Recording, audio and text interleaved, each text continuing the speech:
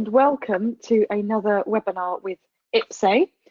My name is Luan and this session today is being recorded. So thank you to those of you that are with us live and hello to those of you that are watching the recording later on. I'm going to talk for about half an hour. We will have plenty of time for questions. So I will keep an eye on the question box as we go through and ask you again for questions towards the end. As I said, my name is Luan and today's webinar topic is how to use social media to build the know, like and trust factor. Who am I? If you've met me before or listened to some of my webinars, you will know this, but for those of you that may be new, this is who I am behind your screen right now. I've got 20 years experience in agency, client side and consultancy roles. I've been running my own business since 2011. I'm a chartered marketer and fellow of the CIM, have a number of clients that I consult for, mainly in the B2B space, mainly services. I do a lot of work with professional services, higher education, manufacturers, organisations like that.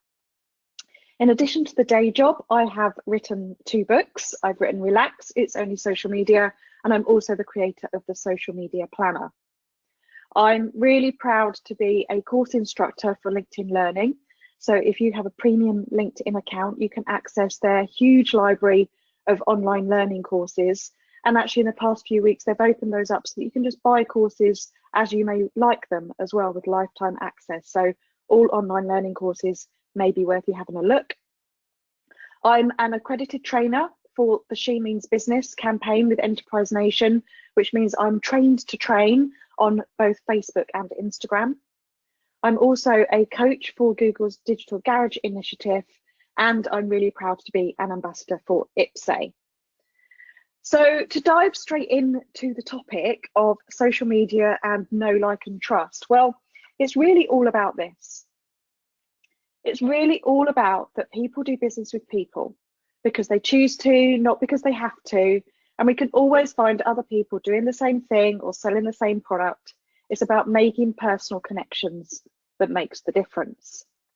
Now, in my business, my own business for 8 years, all of my business has come to me, all of my clients has come to me this way, through personal connections, through referrals, through people I've met. So I know it works, but I also know that there are lots of other people doing the same thing.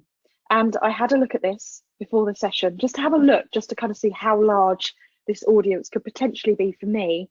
And you might want to have a look at something similar for yourself. But if I searched just on LinkedIn, there are 501,624 marketing consultants in the UK, 254,000 over social media consultants. There's lots of social media trainers and lots of LinkedIn experts. And then if I go over to Google, well, there's over 80 million results for marketing consultants in the UK. There's a huge number of people that do what I do. And I'm pretty sure that's the same for you, whatever field of freelancing or contracting you're in. It's useful to know that, but it's also useful to know that it is possible to stand out. Social media really has, I believe, leveled the playing field. We don't need big marketing budgets to network, to get found online, to do business together. And actually, as a freelancer or contractor, there's only so much work we can take on anyway. It just means that we can find the clients that are a right fit for us. And not only is it busy in terms of who else does what we do, it's busy on the internet in terms of what happens in a minute. You may have seen this before, it's recently been updated for this year, but in one internet minute, over 18 million texts are sent. Over 4.5 million videos are viewed on YouTube. There's 87,500 people tweeting. And I've just had a notification that someone's tweeting from this session, so thank you. 188 million emails sent. People are talking to their smart speakers in their home, shopping online, Googling and searching for things. So, you know, this online space really is quite busy. But the way that we can stand out is through this know, like and trust factor. It's the process that someone has to go through to buy from you. No one just buys immediately. Some people are impulsive in their buying, but particularly in business terms, it takes a bit longer. People have to find you, they have to trust you before they want to work with you. So this is what we want to use social media for, is to kind of take people through this process of finding us, getting to know us, hopefully liking us, but also trusting us. And trust is something that's quite difficult to touch, feel, measure. It is a feeling a lot of the time, but it's really important as well. It's our gut feeling, and it's as important in business as it is in our kind of consumer, personal lives as well. So I had a look at this subject as I was putting this presentation together about who do you trust? Who is it that we trust for information, for recommendations and referrals? We do search, but we do also ask our friends, family, peers, colleagues. And I found a piece of research on this, which I wasn't wholly surprised by. I'll just let you have a quick look before I talk it through.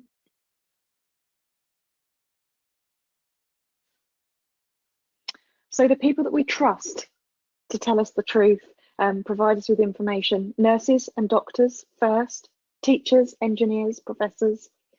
Quite interesting that kind of halfway down at 62% is the ordinary man or woman in the street. Below that does come civil servants, bankers, counsellors, estate agents, journalists, and unfortunately at the bottom, advertising execs. So really interesting to see who we trust for information. And going back to that 62%, the ordinary man and woman in the street, we don't need to know these people all the time to trust them. If we think about online reviews, Amazon reviews, TripAdvisor reviews, Trustpilot reviews, we tend to trust and have a look at that information of people who are leaving reviews about other businesses, products and services, or help determine whether we're buying them. I'll come back to that. So it really is about, online, if you don't define who you are, the internet will do it for you. Personal branding is a topic that really does come into play online, when people can't always see you face to face, can't always have eye contact, tone of voice, body language, etc. So we need to take control of this. We need to know what our personal brand is, consider every piece of information that we're posting on social media and online. So one of my top tips for you and suggestions after this session is that you take a look at the website dseat.me.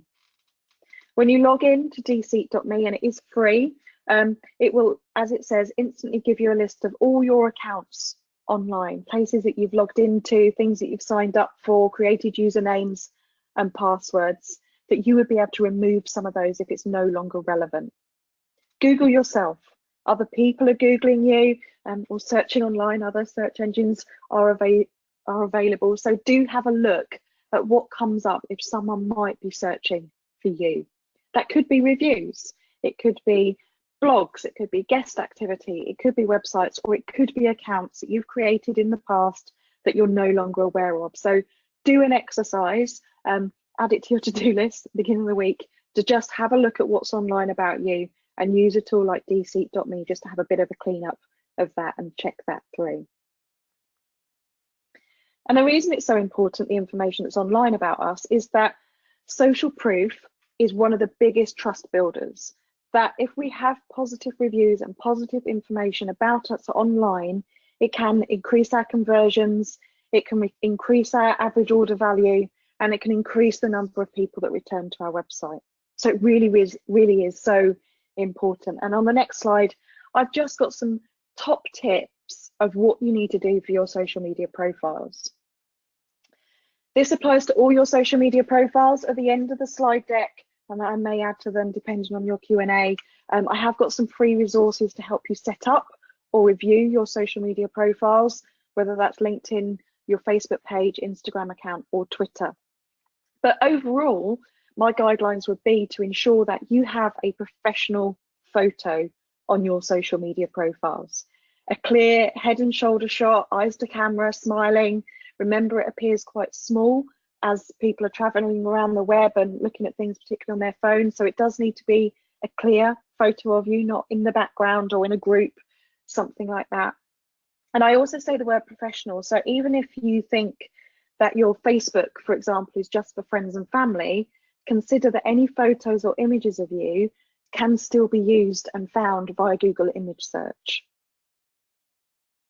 So really pay attention to the images that are out there of you online. Consider that on your social media profiles, you need to have a professional username. I do see some random Instagram handles and Twitter handles that have been used. You can personalize your URL and make that really neat and tidy on these platforms as well. It is what you will be using to tell people you're on social media, to get people to mention you on social media. So sounds like common sense, but I do see this as quite a common mistake as well. And then in the setup of your social media profiles, it's really important that you make a great first impression, because remember, when you start following someone or they first look you up, they will see your headline or your bio or intro, whatever you want to call it, depending on the platform. So that has to work really hard for you, because it can be the difference between getting the attention, getting the follower back, but also it just sets expectations of what people can expect from your social media profiles when they're connected to you or following you. And on LinkedIn, you have 120 characters for that. On Twitter, 160, and on Instagram, 150. People search by this to find you, so it's really important you get that right, but also that you can change it all the time as well. And I've put on there, because it is a primary business to business platform, that if you are using LinkedIn, you need to make sure that your status is all-star, and you'll reach all-star status if you filled in all the sections, but if you filled in the sections in a way that is attractive to your potential clients. So it's not just a CV, it is information that will attract your potential customers and show that you are credible and that they can trust you and want to work with you. So really do think about making sure that your social media profiles are ready to do business, that you've spent time on them, that they can make a great first impression. Because it's about this process that we use online called social selling. Now, if anyone's going to Bristol Social Media Week, which is on all of this week, or in the Bristol area tomorrow, I'm doing an entire workshop on this topic of social selling. I'll be running this as a webinar again later in the year, but right now I'm just going to introduce the topic to you in one slide. And this topic, what's great about social selling is that it's not actually about selling at all. It's about creating relationships with people. It's the art of using social networks to find, connect with, understand, and nurture your sales prospects. Remember, this is a process of getting people to know you before they buy you, so that's what social selling is. It's this modern way to develop meaningful relationships with potential customers that will keep you and your brand, your personal brand, your business brand, front of mind, so that you are the natural first point of contact when someone's ready to buy. So aside from setting up your social media profile so that people can find you, so that you make a great first impression when people are searching or that they come across you, what we need to do to stay in front of people is be posting content. Content helps us get found, but it also helps us showcase our knowledge, our experience, etc., to build that trust factor. So without going into kind of what content you should be posting, which needs to be what's relevant to your target audience, I've got some kind of general rules or guidelines to think about before you post. And they are, who will see it? Be really aware about who is going to be able to see your content on social media. One of my tips here is to always check your privacy settings so that you know what you're sharing and with who. Before you post, and this goes back to my point about, what kind of content should be posting. Well, it's really just got to be relevant to your target audience. It's got to be of interest to them. It's not about you, it's about them and how you can take them on that journey of know, like, and trust, to get to know you, to get them to understand, know that you're credible and to trust you. I believe that you always need to think about, when you're sharing content or creating your own content, what does it say about you? What does it say about your company? Hopefully it will always be positive, but there are people that like to raise issues, talk about issues, on social media, but I would just encourage people to think about what it says about them before they post it. People are very quick to judge on social media, but you have got some element of control around this when you're posting content. And actually consider, would it be better to send a private message?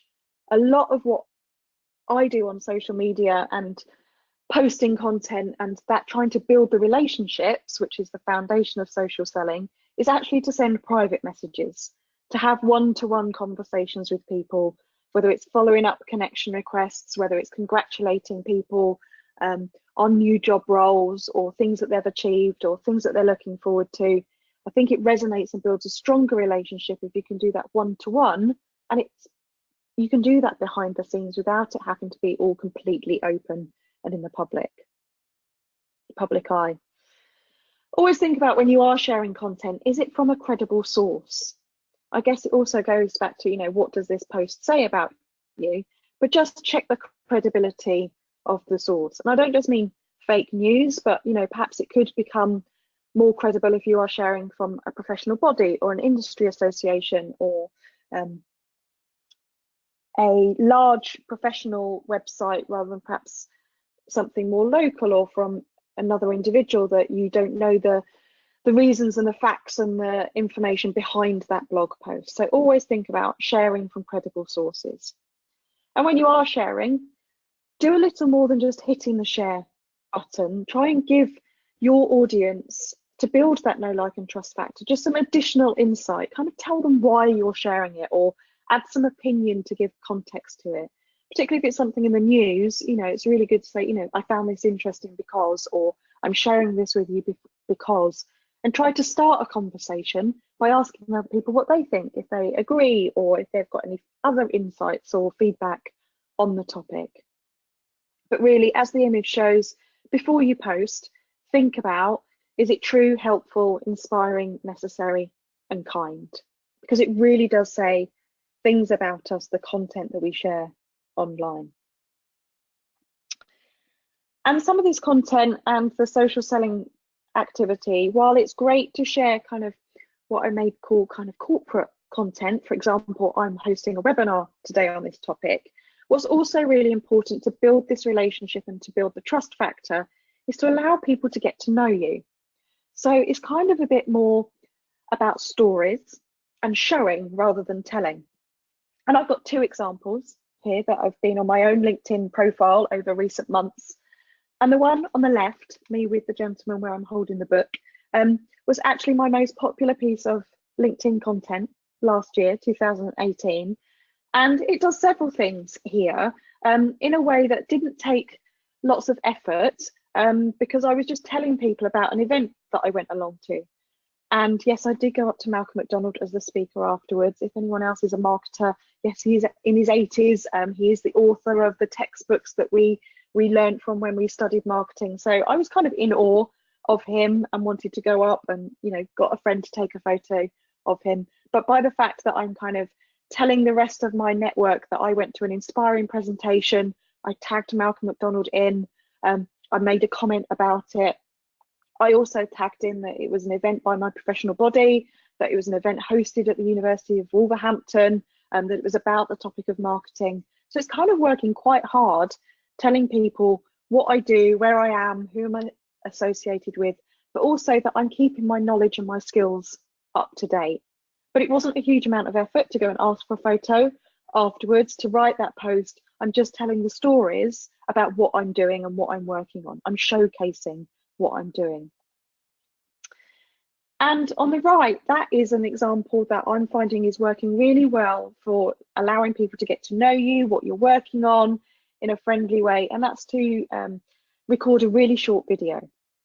So just like today, I host a number of events and workshops. So I have started, whenever I've got a workshop that I'm working on, is to just do a really quick video outside the venue, if I can, like this one was outside Cheltenham Town Hall, just to say, I'm working on this event, I'm running some workshops, and I briefly say what the topic is and what I'll be talking about, and then sharing the links to it. So it's just kind of showing what I'm working on, where I'm going to be, how people can get involved, but in a way that they can also see me and get to hear, see what I look like and what I sound like before they commit to attending the event as well. It's the kind of personality behind the scenes, showing what you're doing stuff that I find that people will engage with. And by engage, I mean like, comment and share, because it doesn't say too much about them. If they like it, it's not damaging to their personal brands if they like a picture of another marketer who's attended an event by an author. It's not controversial, but it does allow me to increase my reach and get in front of my audience and the right audience by just narrating what I'm doing. Now, you might not feel quite comfortable about that right now. You might not be going to events or talking at events, but there are other ways to do this, and that's to kind of work with other people to tell your stories and share your stories as well. So here's one example. I mentioned that Social Media Week Bristol is on this week. It was Social Media Week New York at the end of April, and I'm one of their bloggers. And when I blog content or I attend events and write things up, I always contact the speaker afterwards and just say, hi, I really enjoyed your presentation. Just thought I'd share the write-up of it with you and hope you like it. And as an example, the global director for market development at LinkedIn, I gave him a piece of content on a plate, made it really easy for him. And he then did the thanks mentioning me and shared it on his network to his audience as well. Really quick, really simple, but getting more value out of the work I'm doing.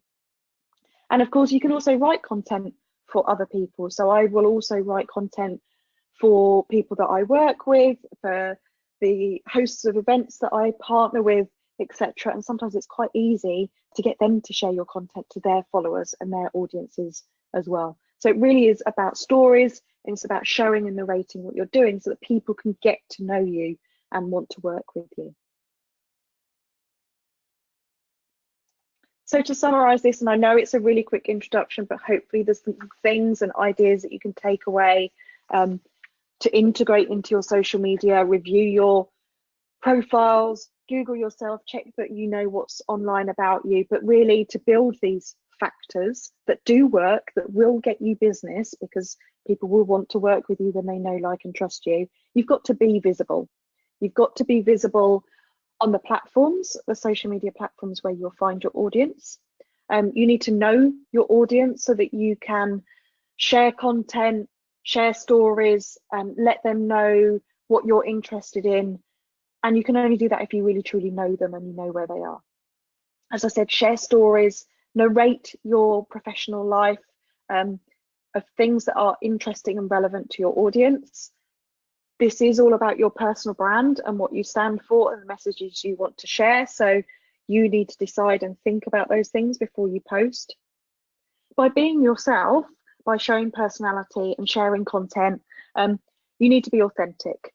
You need to be real about what you're doing and keep it real and just be helpful. That is what social selling is about. If I remind you that social selling is about using social networks to find, connect, understand and nurture sales prospects. Now, the way we do that is that we're active and we're helpful. So whether it's helpful in the content that we share, whether it's helpful in the information that we're letting people know what we're doing, what we're working on, or whether it's the fact that we're active on social media in groups, answering questions and letting people know what we're working on. And ultimately, the way to be successful with this and to get business, to make it worth the effort and the time and to stand out from all those hundreds of thousands of other people that are doing what you're doing, is that you're trying to turn those connections, those followers, those likes into conversations, which is the one-to-one messaging. And it is really what you ultimately would ideally do, is to turn those conversations into an offline meeting.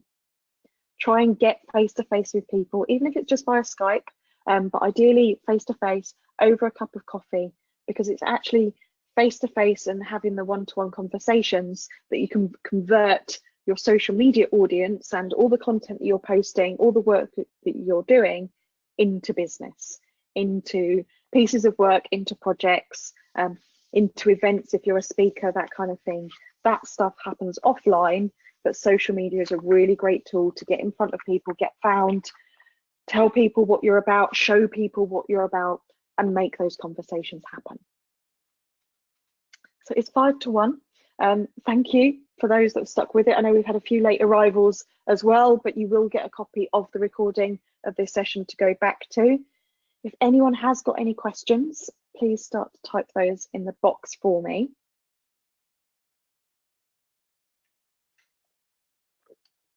And while I'm waiting for those, I just wanted to share with you some future IPSE events.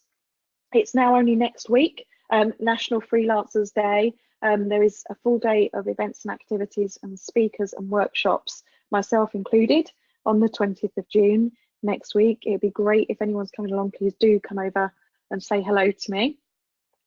The whole series of webinars that I do most months is now online. You can book those.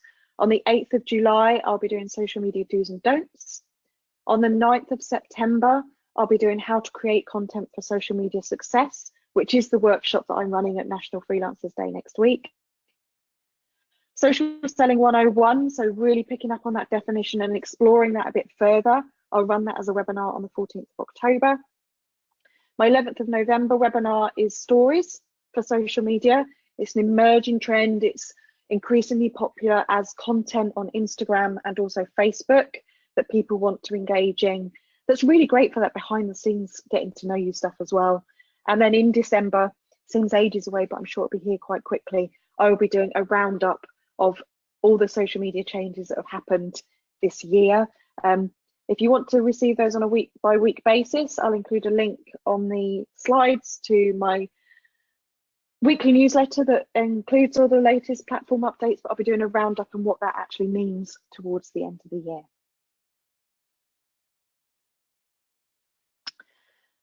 So, some questions. What sort of things should we be posting about on LinkedIn? LinkedIn is a business-to-business platform. This is where you're going to find your kind of professional audience, your prospective customers. So it is a little bit more formal than perhaps the other platforms. But I think in terms of your content, it's really going back to those questions about what should you be posting, and it's letting people know what you're doing, what you're working on, perhaps what events you're attending, things that may be keeping you up at night, a challenge. I actually do have a list, so I will send it out with the slide deck of the kind of things that you could be posting about on LinkedIn. But I would say it's really about your professional world, the things that you're working on, which is a great way of kind of telling people about the services that you offer. But also the good thing about LinkedIn is that you don't need to do lots of this kind of content. Just once a week, once a fortnight would be absolutely fine to be posting, because then you can be spending your time liking, commenting and sharing on other people's content, making connections and having private messages as well.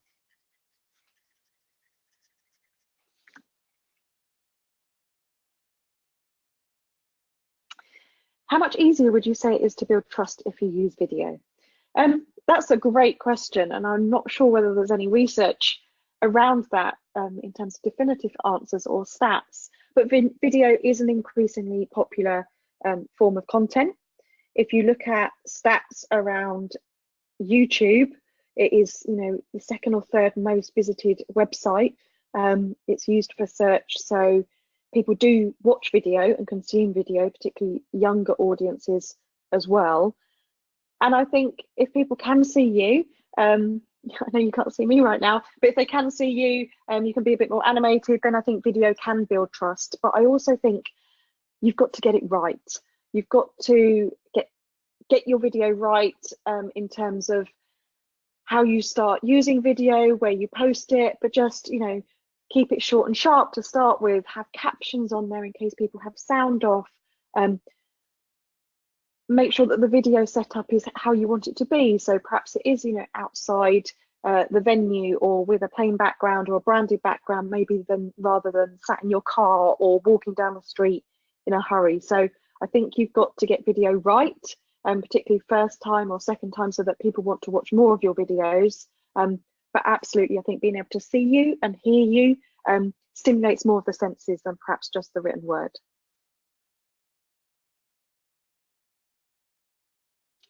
Is there a limit to the number of groups you can join on LinkedIn? I think it's 100. it's either 50 or 100. It was increased a while ago as the rebuild of LinkedIn groups as well happened a little while ago. But that's a lot. I think it's thousands of groups you can be in on Facebook as well. But I know sometimes when you try to join groups, if the group owner thinks you're in too many groups and that you may be just spamming or you're not actually going to be contributing, they may use that as a factor for not allowing you in. I would consider that if you are going to join groups as a place to find information, gather insights, network with peers, but also identify with your target audience in places that you can be helpful, that you really just pick a handful of groups where you can be active and add value rather than trying to spread yourself too thinly. So I don't think the amount of groups that you can be in would actually be a limiting factor.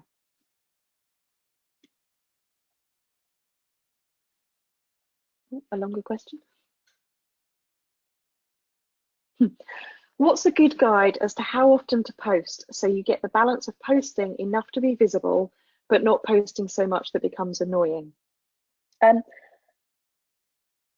think we believe that people see more of our content than we think they do. I hear lots of people kind of going, oh, I think I'm posting too much, I'm trying to sell too much, and actually people don't see all of your content. So I'm not sure that that is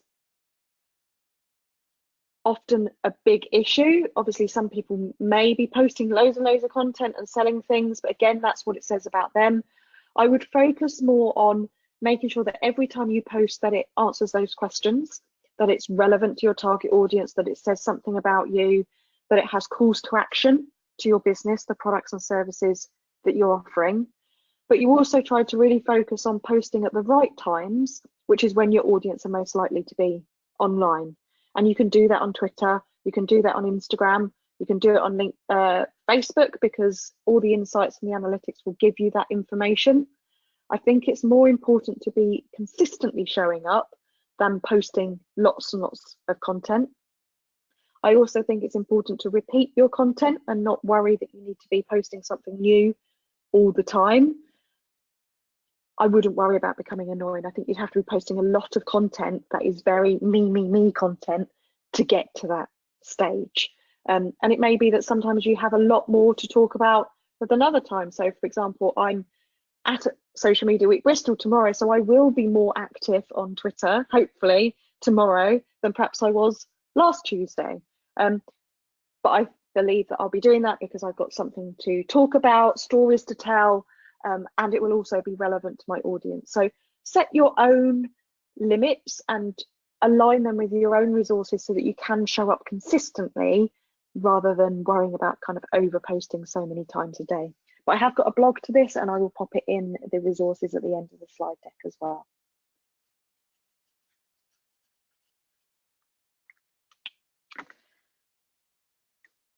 Great handful of questions there. It's just gone 1 o'clock. So thank you for giving up part of your lunchtime, although I'm not sure freelancers and contractors always consider that lunch hour. I do hope to see you at National Freelancers Day next week, or for you to join me at another webinar in the future.